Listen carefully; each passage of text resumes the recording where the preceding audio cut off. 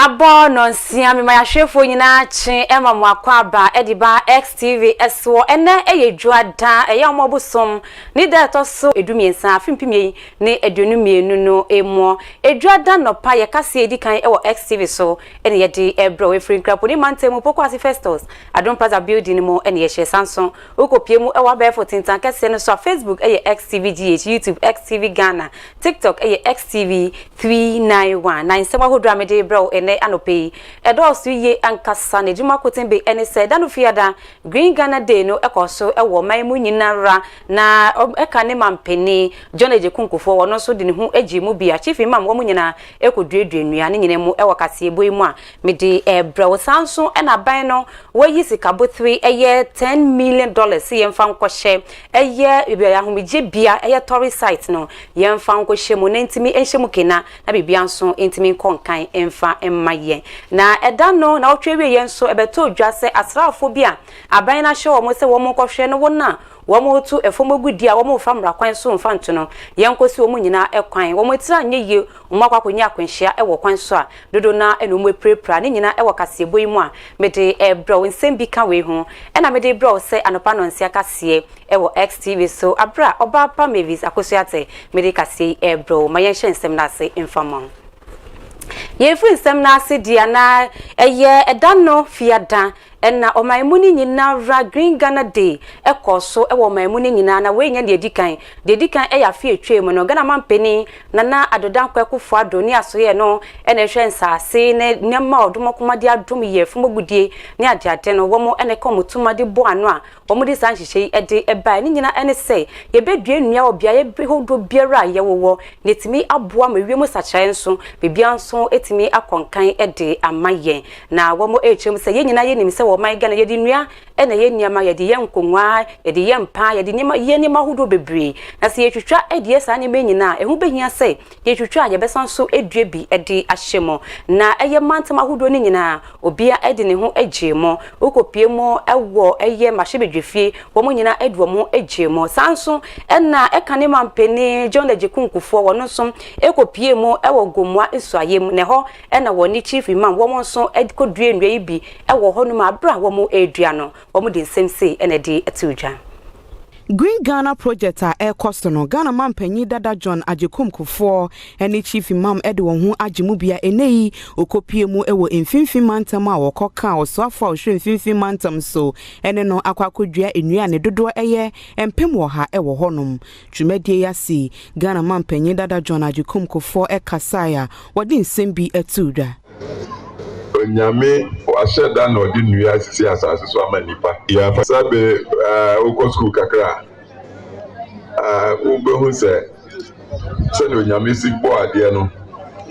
nipa ya humia that's we be the carbon dioxide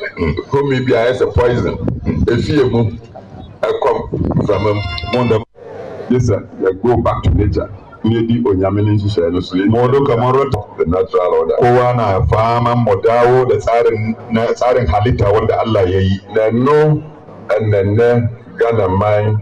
abayin idiyani wannan shine wato kasan Ghana da shugaban kasa suke turmuzo a gaban sa sai ya 20 million. Tina wamampani da John Ejekunkufo ena face no chief imam ena womo ekamutuma di bo ando kopiemu ewo gomo eswayema womo so etimi ekodue nua fefefa womo di sensemi etimi editu dwa na aban no ayenhyehe Ghana mampani na adodan kwakufo ado edi atodwa se weyi sikabotre eye $10 million se yemfa nkwohye eye biaya ahomije bia hodoɔ biaya a kyese Ghana bakosem beko ne edi status ahodoɔ wona ena womo so mo my Ghana etimi edimi wo my Ghana etimi akonkan no na yemfa nkoye nyema bia enkoso ewo ho ne fa nkosiesie nyema ewo honom na otwewie ye na mampani na adodan kwakufo ado wodi sansemi etudwa na bra wogina simpie so a wo kasa no ene wodi nsemsi edi etudwa. The industry is bouncing back and government has initiated measures to ensure an upward trajectory in the growth of tourism. These initiatives include an aggressive domestic tourism drive, launch of Destination Ghana in the UK to encourage inbound tourism from Europe, as well as the rehabilitation and modernization of tourist, cultural, and heritage sites across the country. To this end, government has committed $10 million United States dollars to rehabilitate and build a number of tourist and heritage attractions, including the Kwame Nkrumah Memorial Park, the Cape Coast and Elmina Castles, the Menchia Palace Museum, the Gwiwa Palace Museum, and the Yah Santua Museum, among others. As we reopen the doors of this museum to the public, there's great hope from us that the development of the museum will enable the history of Ghana and Africa to be told in a manner that inspires hope and confidence in our youth, and which will illustrate that our culture is a true expression of the African identity, a culture that emphasizes unity, hard work, creativity,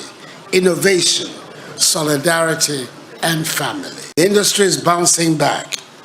and government has initiated measures to ensure an upward trajectory in the Ovampeni na adodanko akufuado ena wakasa no na wakasa wie pepe openi kwanchefo woda Ghana Museum no ano eye wopeni Kisli Ofosu Ntiamwa wono nso eda omampeni na adodanko akufuado asepa se abra womo eko ne chense bia ye honom no ensem fatanite wose yetimi tutu ne yesesan senema e wo honom ne 10,000 wetimi agisika bo $10 million yemfa hwem yemfa siesi nema na wode asda pesi edema Ghana mampeni. It is important to mention that museums offer spaces and opportunities for people to build their identities, culture, history, connect and interact with the spirit of their ancestors.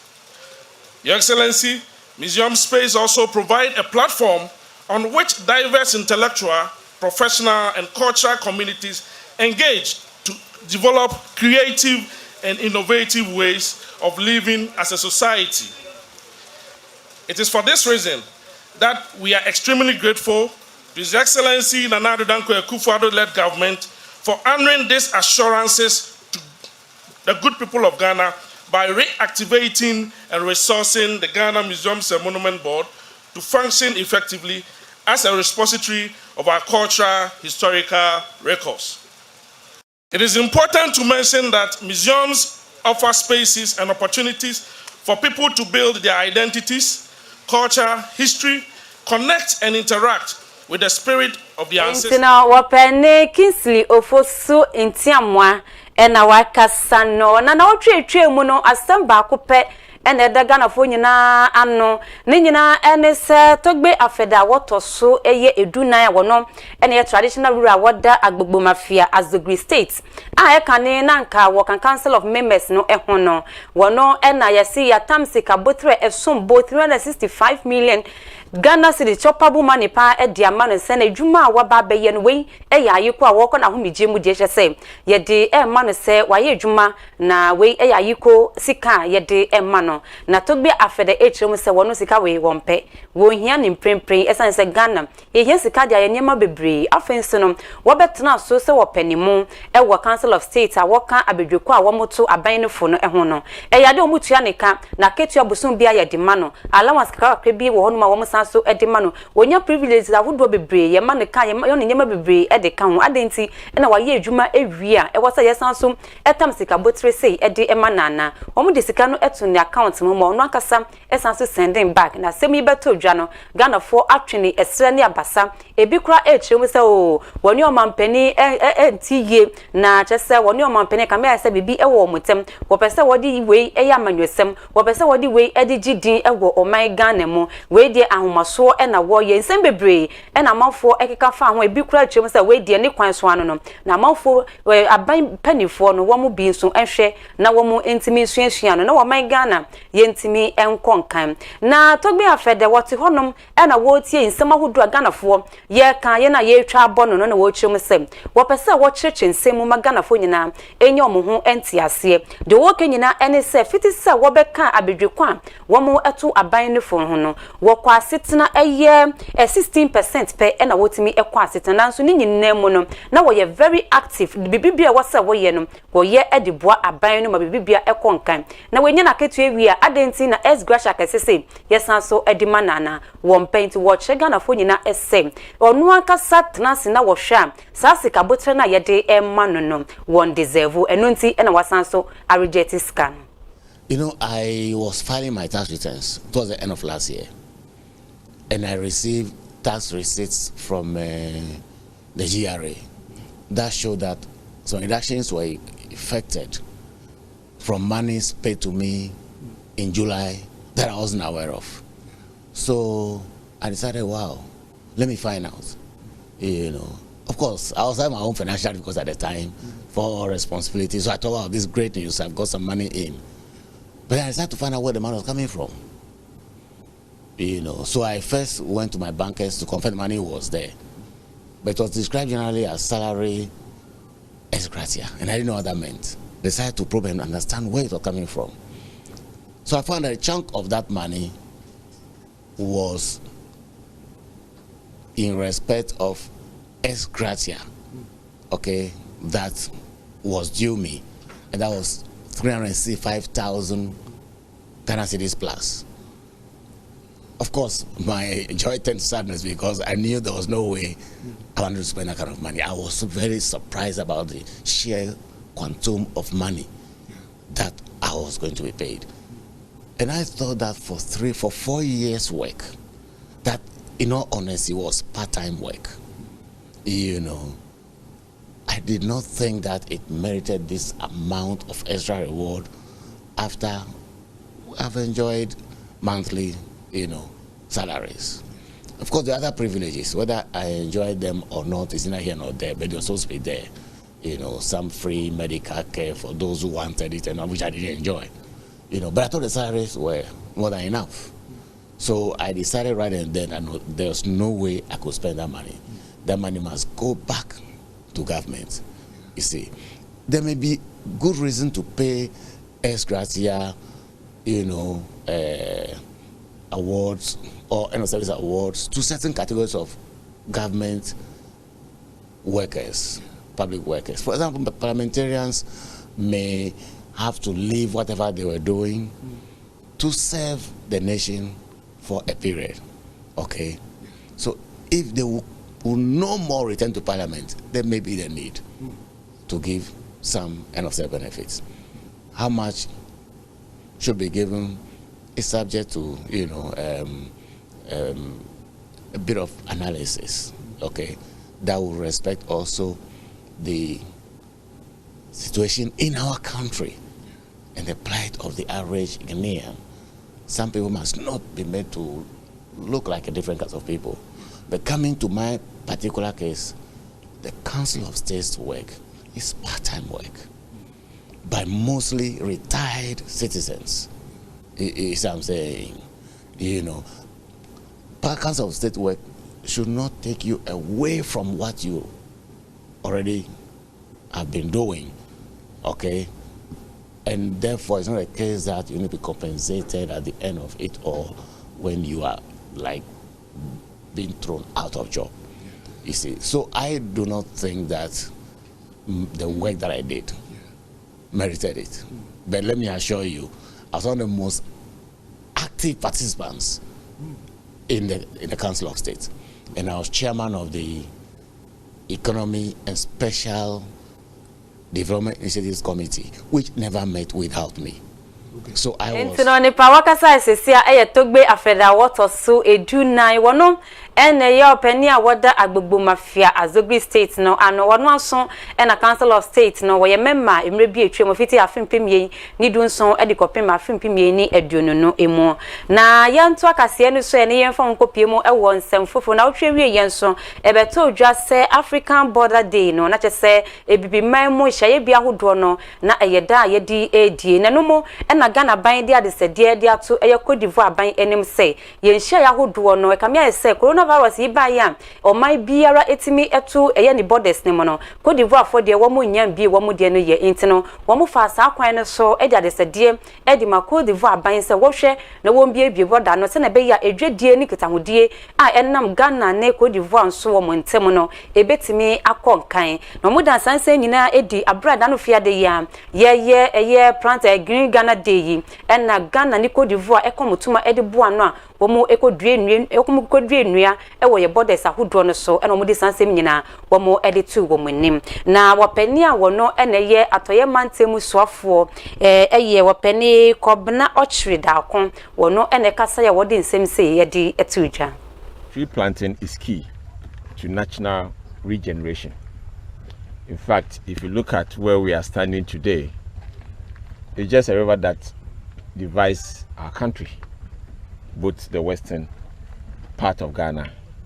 and the Ivory Coast. And therefore, if the river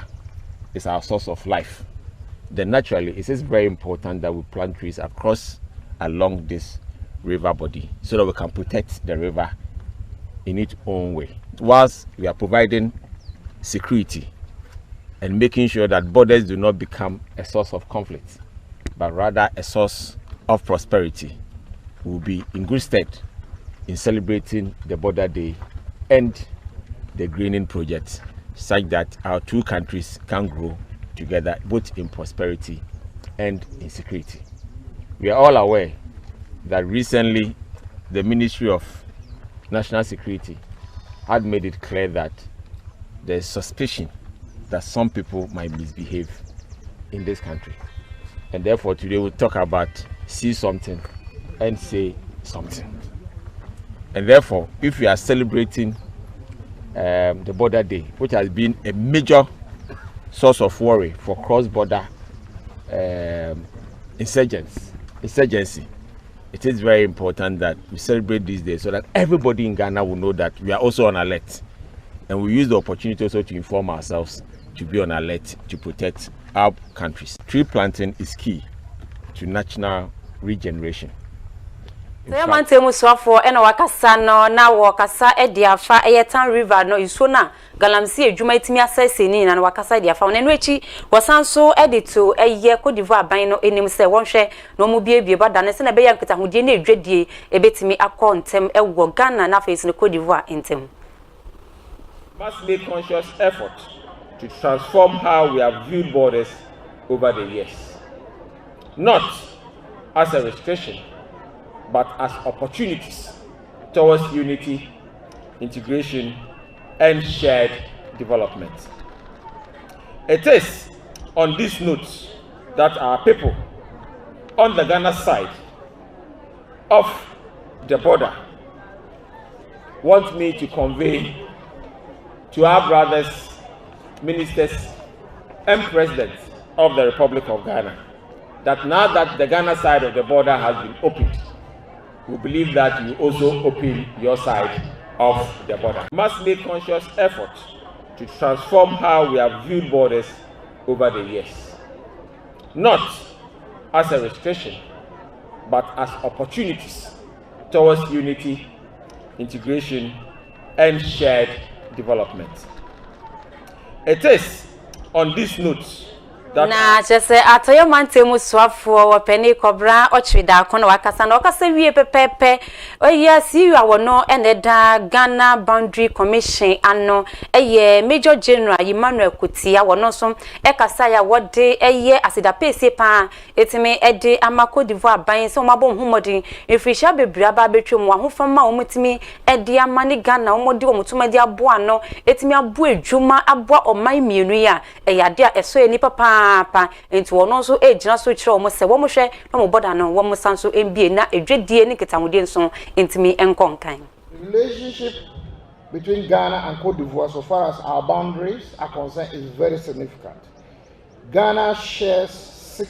667-kilometer land boundary